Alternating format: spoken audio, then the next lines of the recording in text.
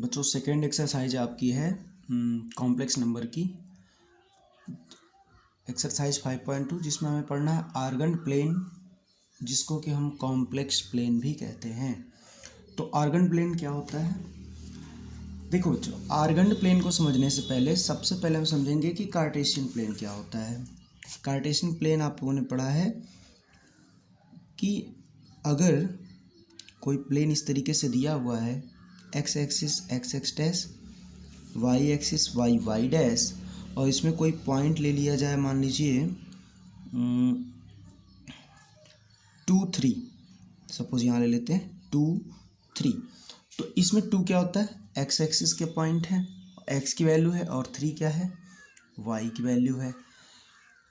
या फिर हम ले लेते हैं -1 -2, तो ये पॉइंट कहाँ हो जाएगा हमारा? यहाँ पे हो जाएगा। इसमें -1 एक्स की वैल्यू हो गई और -2 वाई की वैल्यू हो गई। बिल्कुल ऐसे ही हम आर्गन प्लेन को भी समझते हैं। आर्गन प्लेन क्या होता है? इसमें जो एक्स एक्सिस होती है वो रियल वैल्यू होती है और जो वाई एक्सिस होती है वो इमेजिनरी वैल्यू होती है।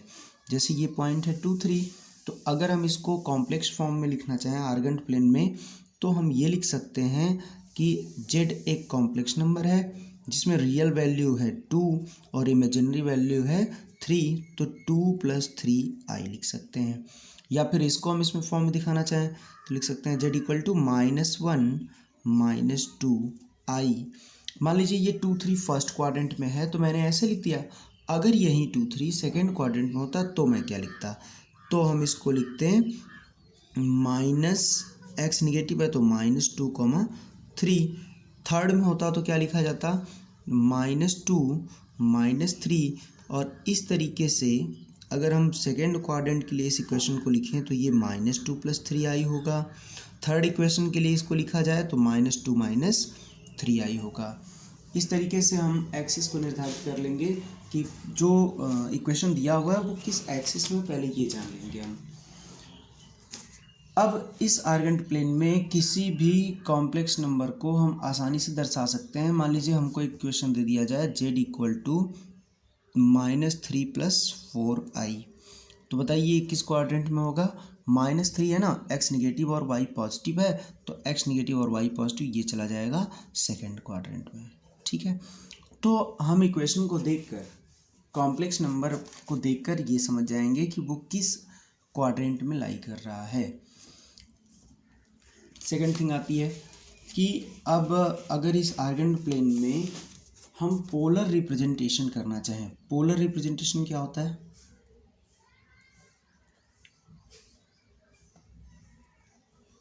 पोलर रिप्रेजेंटेशन में हम इसको रिप्रेजेंट करते हैं, ठीक है, कि जो पॉइंट है वो किस एक्सिस में है, उसका मॉडुलस क्या होगा, उसका आर्गुमेंट क्या होगा। तो इसको समझने के लिए देखिए हम क्या कर रहे हैं। सबसे पहले हम ये ले ले रहे हैं एक प्लेन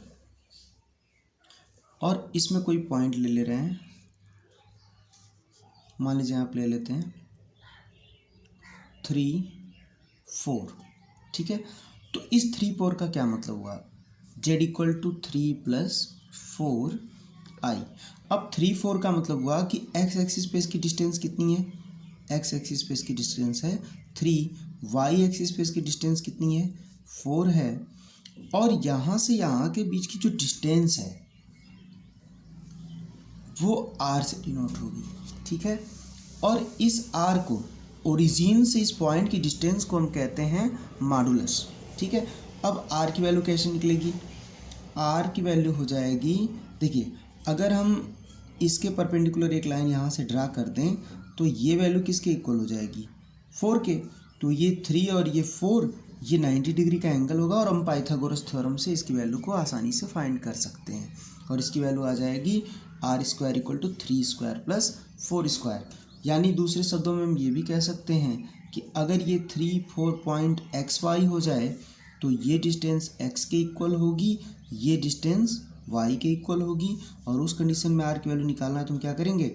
r² = y है तो ये भी y हो जाएगा, तो x² + y² या r = √x² + y²। और ये आर है क्या, ये आर है मॉडुलस, और इस मॉडुलस को हम क्या करेंगे, मॉड जेड से डिनोट करते हैं। तो मॉड जेड किसके इक्वल होगा, आर के, यानी हम कह सकते हैं कि modulus of a complex number z equal to mod z and this equal to under root x square plus y square, या फिर इसको ऐसे लिख सकते हैं mod z equal to under root x है क्या बच्चों इसमें, एक्स इसमें रियल नंबर को डिनोट कर रहा है, तो रियल का स्क्वायर प्लस इमेजिनरी का स्क्वायर। इस तरीके से आप आसानी से मॉडुलस किसी भी फंक्शन का फाइंड कर सकते हैं। अब सेकंड चीज़ आती है इसमें आर्गुमेंट। आर्गुमेंट क्या होता है,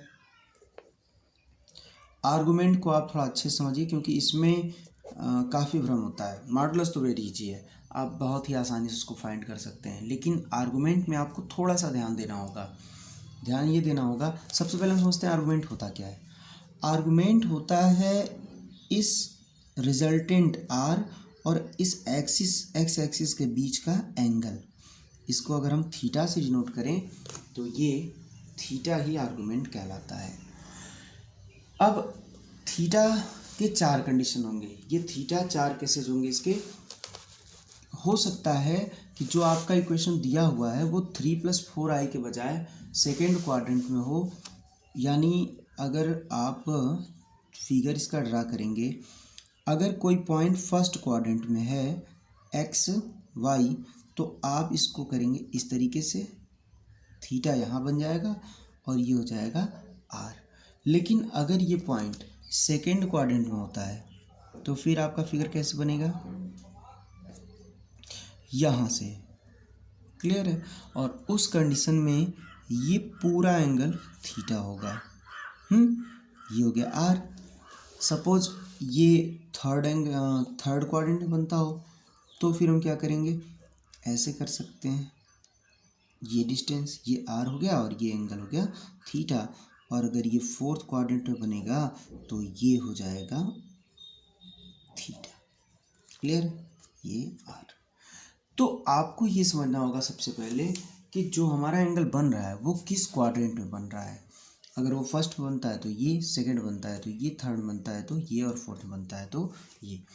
अब यहाँ से थीटा की वैल्यू अलग अलग आएगी, लेकिन क्या आर्गुमेंट हम किसी एक का चारों में फाइंड करेंगे। मान लीजिए कि कोई वैल्यू इसमें है, तो इसको तो हम दो तरीके से लिख सकते हैं ना, 180 प्लस थीटा लिख सकते हैं, 270 माइनस थीटा लिख सकते हैं। और आपने पढ़ा है कि थीटा की वैल्यू को हम थीटा की तो इनफाइनाइट नंबर ऑफ वैल्यूज़ होती हैं, पहली बात हम लिख सकते हैं उसकी प्रिंसिपल सॉल्यूशन को, जनरल सॉल्यूशन को, लेकिन यहाँ हम हमेशा प्रिंसिपल सॉल्यूशन को लिखेंगे। और लिखते वक्त एक चीज़ का ध्यान देंगे कि जो थीटा की वैल्यू होगी वो माइनस पाई से छोटी होगी और पाई के बराबर या उससे माइनस थीटा से बड़ी, माइनस पाई से बड़ी और पाई या उससे छोटी होगी, यानी -180 से 180 के बीच में ही हमें थीटा की वैल्यू को लेना है। सपोज आपको एक क्वेश्चन दे दिया जाए z equal to x plus i y, ठीक है। तो अब z equal to x plus i y को अगर हम पोलर रिप्रेजेंटेशन फॉर्म में करेंगे तो ये फर्स्ट क्वाड्रेंट में होगा, अगर सेकेंड क्वाड्रेंट में है तो ये होगा -x प्लस आई वाई, अगर ये थर्ड क्वाड्रेंट में होता है तो -x माइनस आई वाई लिखेंगे, और अगर फोर्थ क्वाड्रेंट में होता है तो x माइनस आई वाई होगा। अब चारों कंडीशन में इक्वेशन तो एक ही दिया हुआ है, x और y का फॉर्म। अब हम ये देखेंगे कि अगर हमें इसका पोलर रिप्रेजेंटेशन लिखना हो तो किस प्रकार से लिखेंगे, इसका मॉडुलस किस प्रकार से लिखेंगे। देखिए हम यहाँ पे लिख देते हैं इक्वेशन, क्लियर, और यहाँ पे लिख देते हैं मॉडुलस, और यहाँ पे पोलर रिप्रेजेंटेशन, क्लियर है। देखिए अब ये चारों इक्वेशन आपके बन जाएंगे यहाँ से।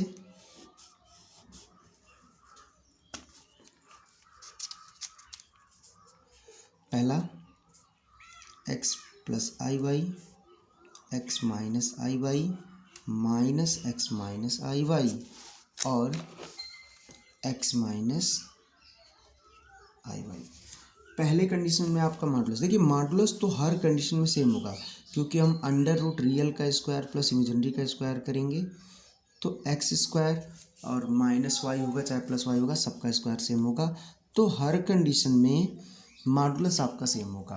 अब पोलर रिप्रेजेंटेशन कैसे फाइंड करेंगे?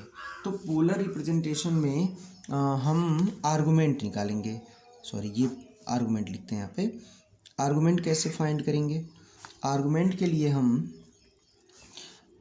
tan phi equal to mod imaginary of z upon real of z का फॉर्मूला लगाएंगे, ठीक है। अब ये चीज़ें सब में होंगी, वो फर्स्ट क्वाड्रेंट में होगा, सेकंड में होगा, थर्ड में होगा, फोर्थ में होगा, सब में यही चीज़ें होंगी। हर कंडीशन में वैल्यू क्या आएगी? पॉजिटिव आएगी। जैसे अगर हमारा फर्स्ट मॉड ले लेते हैं ना, तो एक्स अपॉन वाई हो गया, जैसे ये 2 और 3 हो तो 2/3, -2 और 3 हो तो -2/3, इसमें लेंगे तो -2 अपॉन -3, इसमें लेंगे तो 2 अपॉन -3, लेकिन मॉड लगाने से सबकी सब वैल्यू पॉजिटिव हो जाएंगी। क्लियर है? कोई डाउट तो नहीं है? अब देखिए यहाँ से हम किस प्रकार इसको सॉल्व करेंगे, इसका रिप्रेजेंटेशन कैसे होगा वो समझते हैं। जैसे हम यहाँ से फर्स्ट क्वाड्रेंट को लेंगे तो फर्स्ट क्वाड्रेंट में चूँकि दोनों पॉजिटिव हैं तो हमें कुछ नहीं सोचना है, आसानी से हम लिख सकते हैं कि फाई इक्वल टू इन दोनों के बीच का एंगल थीटा। अगर यही चीज़ सेकेंड क्वाड्रेंट में आती है तो यहाँ से क्या होगा? tan phi equal to imaginary z upon real z, जो वैल्यू आएगी वो x upon minus y equal to x y आएगी, लेकिन ये जाएगा सेकेंड क्वाड्रेंट में। तो सेकेंड क्वाड्रेंट में हम फाई की वैल्यू लिखेंगे pi minus theta. Third quadrant में अगर ये जाता है तो क्या होगा? माइनस पाई माइनस थीटा, और फोर्थ क्वाड्रेंट में अगर ये होगा तो हम लिखेंगे phi equal to minus theta, ठीक है। देखो बच्चों, बड़ा ही आसान सा फार्मूला है। यदि फर्स्ट क्वाड्रेंट में जाता है तो डायरेक्ट थीटा, tan फाई है तो फाई की वैल्यू थीटा आ जाएगी। जो भी क्वेश्चन का जो भी डिग्री होगी, एंगल होगा, वो सीधे सीधे लिख देंगे। फर्स्ट में ये होगा और फोर्थ में माइनस लग जाएगा। अब बात आती है सेकंड और थर्ड की। तो सेकंड में हम 180 माइनस थीटा करेंगे, क्योंकि 180 से कम होता है तो सेकंड क्वाड्रेंट में जाता है 180 माइनस थीटा। और थर्ड में होगा तो माइनस के साथ 180 माइनस थीटा कर देंगे। ये आपका आ जाएगा चारों का पोलर रिप्रेजेंटेशन। तो सबसे पहले आप पोलर रिप्रेजेंटेशन फाइंड करने के लिए मॉडुलस और आर्गुमेंट फाइंड करेंगे। मॉडुलस आपका ऐसे मिल जाएगा, आर्गुमेंट के लिए आप ये फार्मूला यूज कर लेंगे। उन दोनों के बाद अब हम पोलर रिप्रेजेंटेशन को समझेंगे। पोलर रिप्रेजेंटेशन क्या होता है? पोलर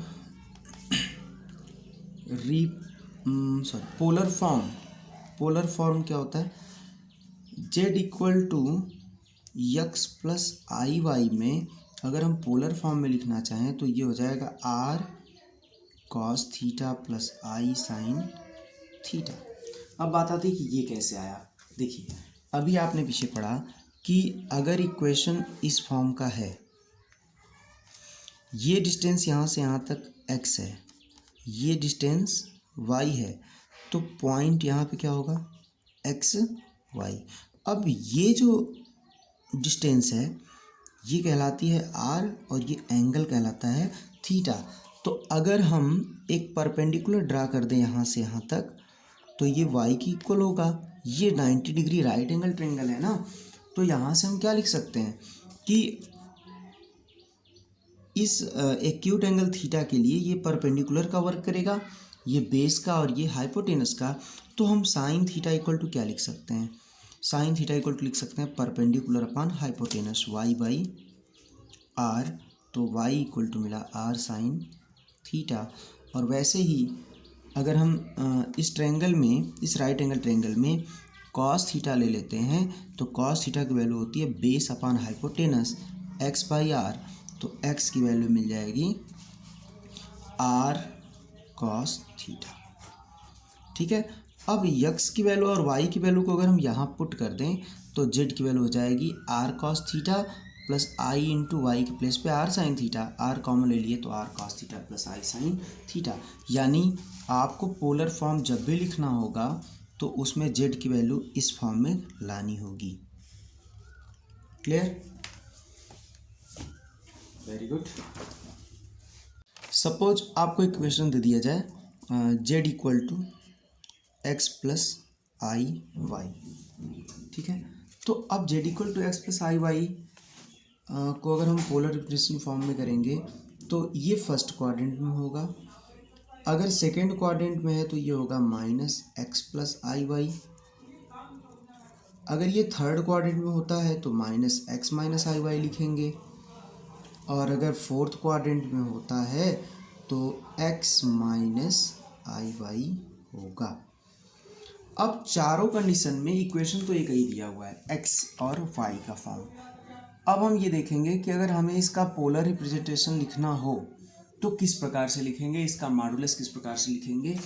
देखिए हम यहाँ पे लिख देते हैं इक्वेशन, क्लियर, और यहाँ पे लिख देते हैं मॉडुलस, और यहाँ पे पोलर रिप्रेजेंटेशन। क्लियर है? देखिए अब ये चारों इक्वेशन आपके बन जाएंगे यहाँ से।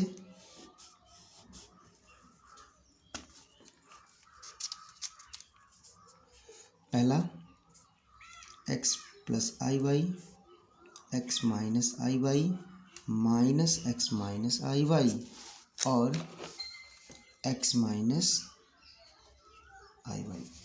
पहले कंडीशन में आपका मॉडुलस, देखिए मॉडुलस तो हर कंडीशन में सेम होगा, क्योंकि हम अंडर रूट रियल का स्क्वायर प्लस इमेजिनरी का स्क्वायर करेंगे तो एक्स स्क्वायर और माइनस वाई होगा चाहे प्लस वाई होगा, सबका स्क्वायर सेम होगा।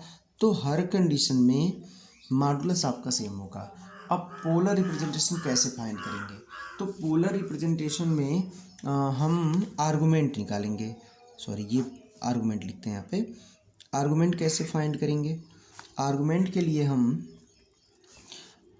tan phi equal to mod imaginary of z upon real of z का फार्मूला लगाएंगे, ठीक है।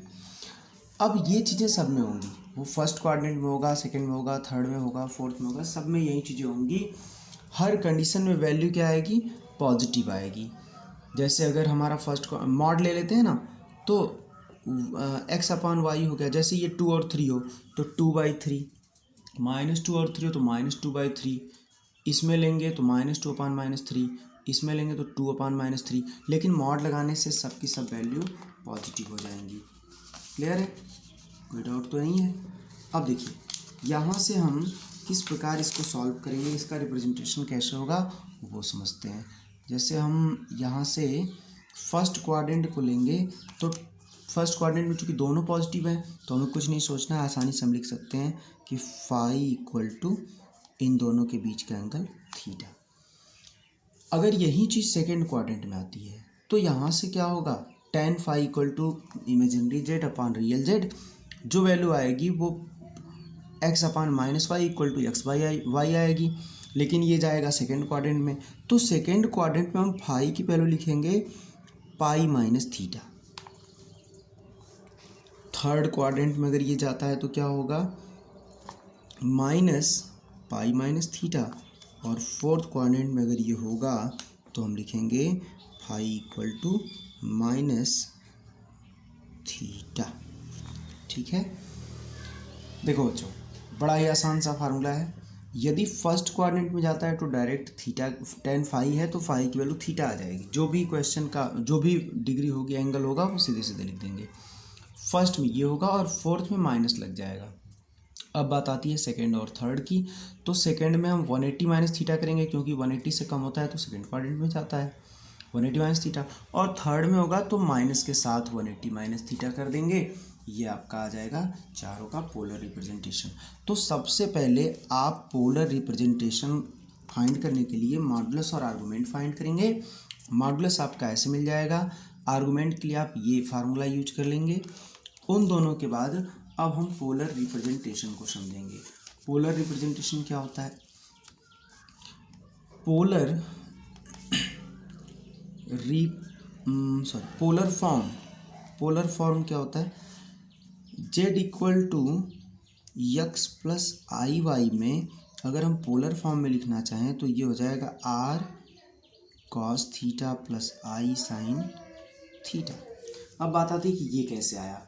देखिए अभी आपने पीछे पढ़ा कि अगर इक्वेशन इस फॉर्म का है, ये डिस्टेंस यहाँ से यहाँ तक x है, ये डिस्टेंस y है, तो पॉइंट यहाँ पे क्या होगा x y।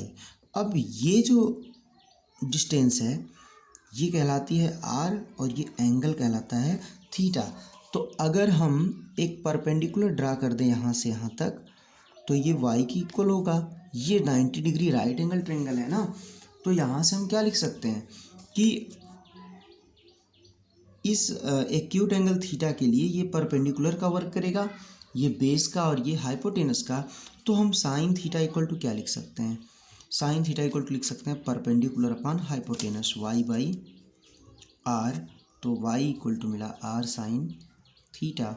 और वैसे ही अगर हम इस ट्रायंगल में, इस राइट एंगल ट्रायंगल में कॉस थीटा ले लेते हैं तो कॉस थीटा की वैल्यू होती है base upon hypotenuse x by r। तो x की वैल्यू मिल जाएगी r कॉस थीटा। ठीक है, अब x की वैल्यू और y की वैल्यू को अगर हम यहाँ पुट कर दें तो z की वैल्यू हो जाएगी r cos theta plus i into y के प्लेस पे r sine theta. r common ले लिए तो r cos theta plus i sine theta. यानी आपको पोलर फॉर्म जब भी लिखना होगा तो उसमें z की वैल्यू इस फॉर्म में लानी होगी। Now example number 7, represent the complex number z equal to 1 plus i root 3 in the polar form. अब हमें इस इक्वेशन को पोलर फॉर्म में रिप्रेजेंट करना है। ये आपके एनसीईआरटी में एग्जाम्पल नंबर 7 है, पेज नंबर 107 पे। तो देखो बच्चों, इसको सॉल्व करने का सबसे आसान तरीका क्या है, सबसे पहले हम 1 प्लस आई रूट 3 को कंपेयर करेंगे किससे, r cos theta plus i sine theta से। क्लियर है, तो r कॉस थीटा कितना मिला, 1 हो गया। चूंकि इसमें रियल पार्ट है तो रियल से हम कंपेयर कर दिए। और अब चलते हैं इमेजिनरी पार्ट पे। देखिए i का कोफिशिएंट है r साइन थीटा और यहाँ से i का कोफिशिएंट है रूट 3, तो लिखेंगे r sine theta equal to root 3। Clear है, हम मान लेते हैं ये इक्वेशन 1 है और ये 2 है। तो अगर हम स्क्वायरिंग एडिंग कर दें तो क्या मिलेगा, r square sine square theta plus squaring adding equation 1 and 2। तो r square sine square theta में r square cos square theta add कर दें तो क्या हो जाएगा, रूट 3 का स्क्वायर 3 और 1 का स्क्वायर 1। यहाँ से r स्क्वायर ले लीजिए common, sine square theta plus cos square theta equal to 3 प्लस 1 4। ये हो गया 1 इंटू r स्क्वायर 4, तो r की वैल्यू हो जाएगी 2 या प्लस माइनस 2। चूँकि हमें फर्स्ट क्वाड्रेंट में ये है ना, तो फर्स्ट क्वाड्रेंट में इसलिए हम पॉजिटिव वैल्यू इसकी ले लेंगे। अब चलते हैं आगे। अब हमें लेना है इसका एंगल, आर्गुमेंट फाइंड करना होगा, थीटा फाइंड करना होगा। तो देखिए टेन थीटा के लिए मैंने एक तरीका बताया है कि tan theta equal to mod imaginary z upon real Z.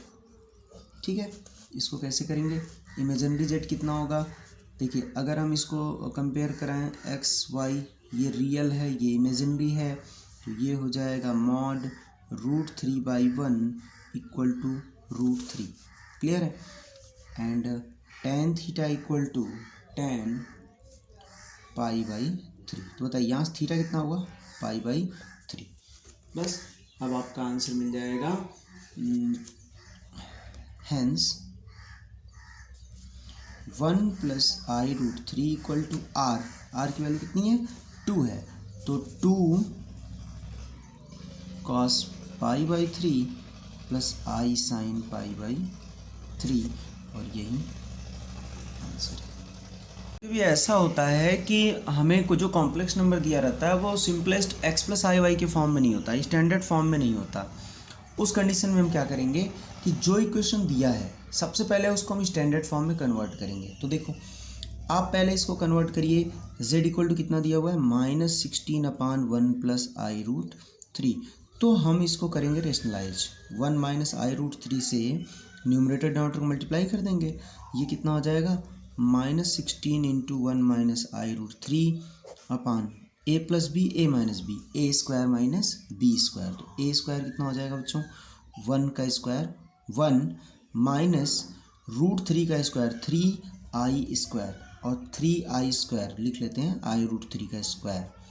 और ये कितना होगा -16 × 1 - i√3 डिवाइडेड बाई व्हाट 1 और √3 का स्क्वायर 3i² - 1। तो ये 3 × -1 -3 और माइनस बाहर है तो हो गया +3।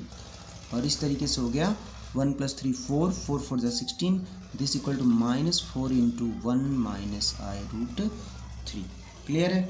और इसको हम लिख सकते हैं -4 + i√3। यानी जो इक्वेशन दिया हुआ है सबसे पहले हम इक्वेशन को स्टैंडर्ड फॉर्म में कन्वर्ट करेंगे। कन्वर्ट करने के बाद अब हम इसको फाइंड करेंगे एक्स और मॉडुलस और आर्गुमेंट मीन्स आर और थीटा को फॉर्म करेंगे, यहाँ से फाइंड करेंगे। तो बताइए आर की वैल्यू आपने पढ़ा है ना, √ real square plus imaginary square, direct formula. यहाँ से आप लिख सकते हैं √-4 का स्क्वायर और प्लस √3 का स्क्वायर। ये कितना हो जाएगा √-4 का स्क्वायर 16, √3 का square 3, this equal to 16। Sorry हम यहाँ से इसको मल्टीप्लाई करें तो ये 4i√3 होगा ना। तो यहाँ से 4 × √3, तो 4 4 = 16 और 3 × 48। ठीक है, तो 48 + 16 कितना होता है 48 + 16 होता है 64।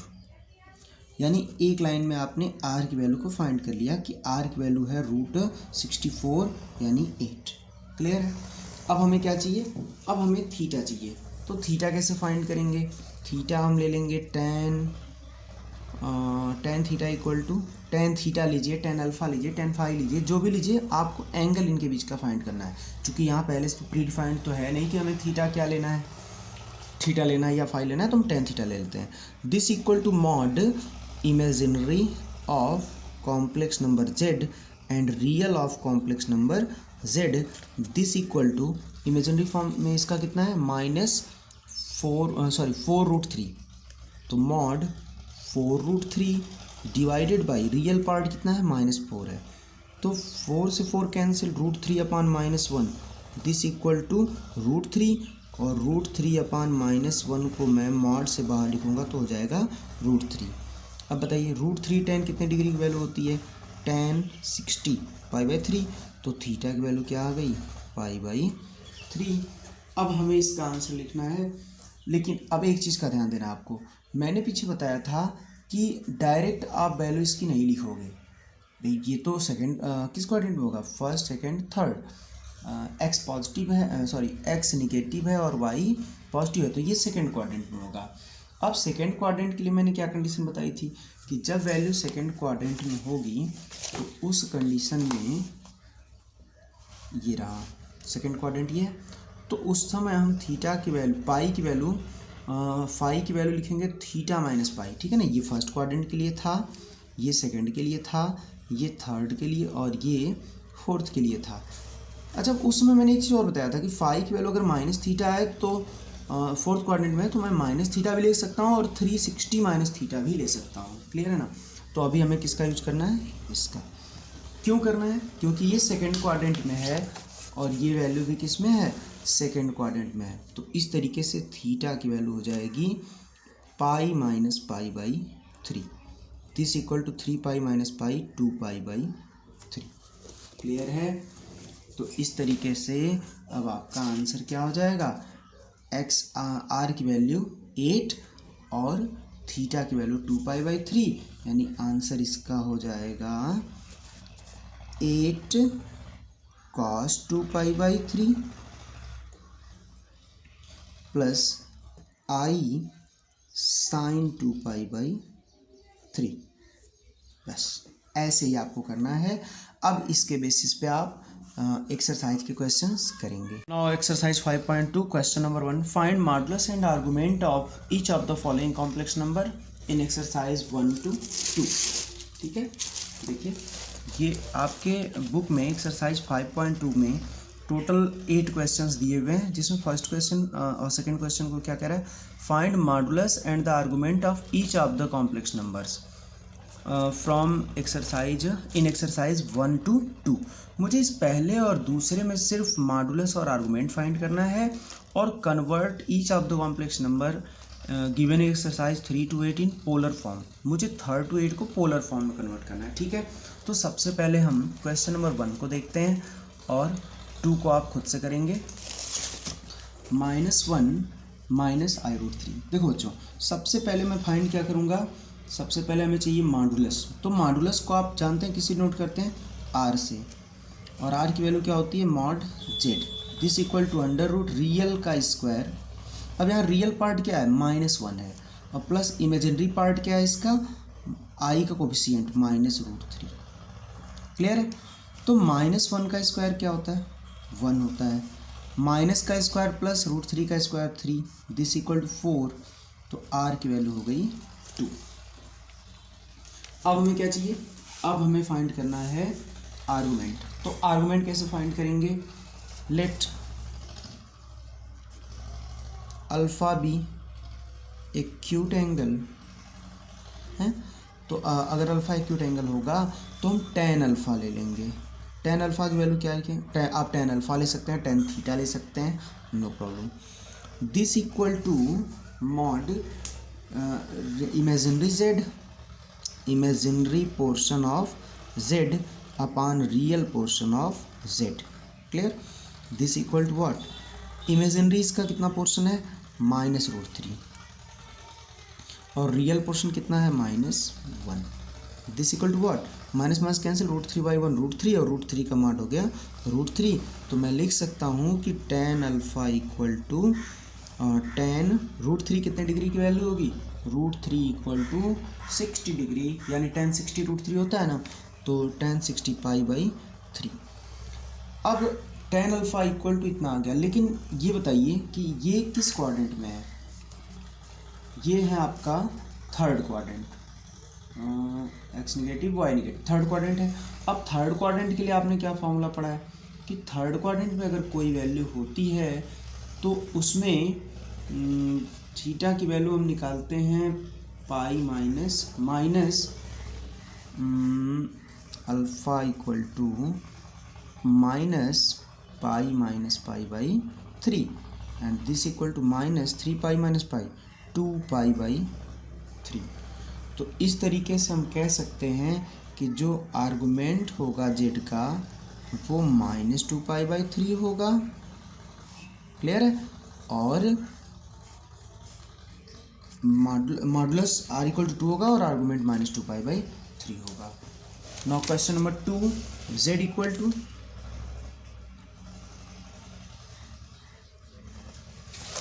-√3 + i है ना, -√3 + i।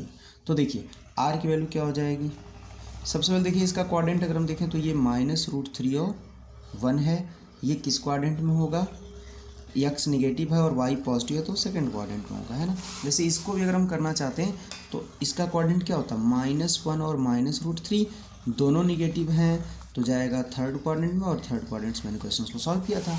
अब यहाँ आ जाइए, -√3 + i में माइनस सेकेंड क्वाड्रेंट में है ना, तो r की वैल्यू सबसे पहले क्या लिखेंगे, अंडर रूट रियल का स्क्वायर -√3 का स्क्वायर प्लस इमेजिनरी कितना है 1 का square, this equal to what, -√3 का स्क्वायर 3 + 1 4, और r की वैल्यू आ गई 2। मॉडुलस फाइंड हो गया। अब हमें क्या चाहिए, आर्गुमेंट चाहिए। आर्गुमेंट कैसे मिलेगा, आर्गुमेंट के लिए हम लिखेंगे आर्गुमेंट ऑफ z। इसके लिए हम tan alpha equal to mod imaginary portion of complex number and real portion of complex number, इसको डिवाइड कर देंगे। बताइए इमेजिनरी पोर्शन क्या है इसका, रियल इमेजिनरी, ठीक है ना। तो इमेजिनरी पोर्शन है 1 और रियल पोर्शन है -√3। This equal to minus modulus बार आएगा तो माइनस कैंसिल हो जाएगा, this equal to 1/√3 and tan alpha equal to tan कितने डिग्री की वैल्यू होती है, √3, 1/√3 होती है tan 30 की, tan 30 मीन्स π/6। गुड। अब हमें क्या करना होगा, हमने इसकी जो प्रिंसिपल वैल्यू है वो फाइंड की है ना। देखिए मॉडुलस तो आसानी से आपने निकाल लिया कि 2 आ गया। अब जब आर्गूमेंट की बात आती है तो आर्गूमेंट में हमने देखा कि जो एंगल आ रहा है वो आ रहा है tan 30 डिग्री मीन्स π/6। बट आपने पढ़ा है कि जब एंगल सेकेंड क्वाड्रेंट में होगा तो वहाँ पे हम अल्फ़ा की वैल्यू लिखते हैं π-θ, तो π-π/6 लिखेंगे इसको, एंड दिस इक्वल टू 6π-π 5π/6। तो बच्चों इस बात का आपको विशेष ध्यान देना है कि जब वैल्यू आर्गुमेंट जब आप निकालोगे तो उसमें क्वाड्रेंट का विशेष महत्व होता है, वो किस क्वाड्रेंट में ये जानना बहुत ज़रूरी होता है, ठीक है। अब एक क्वेश्चन हम देख लेते हैं पोलर फॉर्म का, ठीक है। क्वेश्चन नंबर 3 है ना कि फाइंड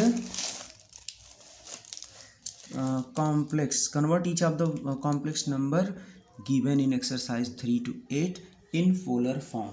तो देखिए आपने आर्गुमेंट निकालना सीख लिया, उसका मॉडुलस जान गए हैं, तो आर और उसकी वैल्यू आर और थीटा की वैल्यू फाइंड करिए और डायरेक्ट उसमें पुट कर दीजिए, वैल्यू मिल जाएगी। जैसे हम एक क्वेश्चन देख लेते हैं, कौन सा क्वेश्चन, कोई भी एक ले लेते हैं। चलिए इसका थर्ड ले लेते हैं, है ना। थर्ड क्या है कि 1 - i। क्वेश्चन नंबर 3 1 - i, ये z की वैल्यू है 1 - i। अब मुझे इसको पोलर फॉर्म में कन्वर्ट करना है, कैसे होगा, let 1 - i equal to r cos theta plus i sin theta. तो मुझे पहले r की वैल्यू फाइंड करनी होगी और फिर थीटा की। तो r क्या होगा, r इक्वल टू √ रियल का स्क्वायर, रियल क्या कितना है 1 है। यदि मैं इसको क्वाड्रेंट के फॉर्म में लिखूँ तो 1 और -1 मिल रहा है, x पहला पॉजिटिव दूसरा निगेटिव, और x पॉजिटिव होगा y निगेटिव होगा, तो ये किस क्वाड्रेंट में जाएगा, फोर्थ क्वाड्रेंट में जाएगा। और आपने फोर्थ क्वाड्रेंट में आर्गुमेंट के लिए पढ़ा है कि अगर ये फोर्थ क्वाड्रेंट में होता है तो अल्फ़ा की वैल्यू होगी -5 या फिर 2π-5, ठीक है। तो r की वैल्यू हो जाएगी √ रियल का स्क्वायर प्लस इमेजिनरी का square, this equal to √2। Now tan alpha equal to mod of imaginary upon real, this equal to imaginary कितना -1/1 and this equal to 1 equal to tan π/4। Clear, tan alpha की value आ गई tan π/4। But ये first quadrant में होता तो हम ऐसे ही छोड़ देते हैं, लेकिन ये है किस में, ये तो फोर्थ क्वाड्रेंट में है ना। अब फोर्थ क्वाड्रेंट में जब वैल्यू है तो उस कंडीशन में हम क्या करेंगे, हम यहाँ से लिखेंगे अल्फ़ा इक्वल टू -π/4, नेगेटिव लगा देंगे, और -2π अल्फ़ा ये भी लिख सकते हैं। ये कितना हो जाएगा, 4 × 8 -7π/4। लेकिन जब हम इसको चेक कर रहे हैं तो ये -π से पाई के बीच में बिलोंग नहीं कर रहा है, इसलिए इस समय हम इस वैल्यू को न लेके इसको लिखेंगे। क्लियर। अब हमारा आंसर क्या होगा, आंसर हो जाएगा कि 1 - i इक्वल टू r की वैल्यू √2 cos -π/4 प्लस i sin -π/4, ये हो गया आंसर। ठीक है बच्चों, इस तरीके से आप आसानी से क्वेश्चंस को सॉल्व कर सकते हैं। अब आइए कुछ देख लेते हैं, जैसे -1 + i। अब -1 + i में क्या होगा, ये किस क्वाड्रेंट में जाएगा, जैसे -3 + i लगा है वैसे -1 + i होगा। ये होगा आपका सेकंड क्वाड्रेंट में, ये होगा थर्ड क्वाड्रेंट में, ये होगा। अब -3 आ गया, -3 को कैसे समझेंगे, क्या ये कॉम्प्लेक्स नंबर है, क्योंकि इसमें तो i का फॉर्म दिख नहीं रहा है, बट ये कॉम्प्लेक्स नंबर है। क्योंकि -3 को हम लिख सकते हैं -3 + 0i, real part -3, imaginary part 0। वैसे ही i को लिख सकते हैं 0 + i, रियल पार्ट 0 और इमेजिनरी पार्ट 1। करके आप क्वेश्चंस को सॉल्व करिए। अगर कोई डाउट होता है तो नेक्स्ट सेशन में इसको चेक कर लिया जाएगा। Thank you.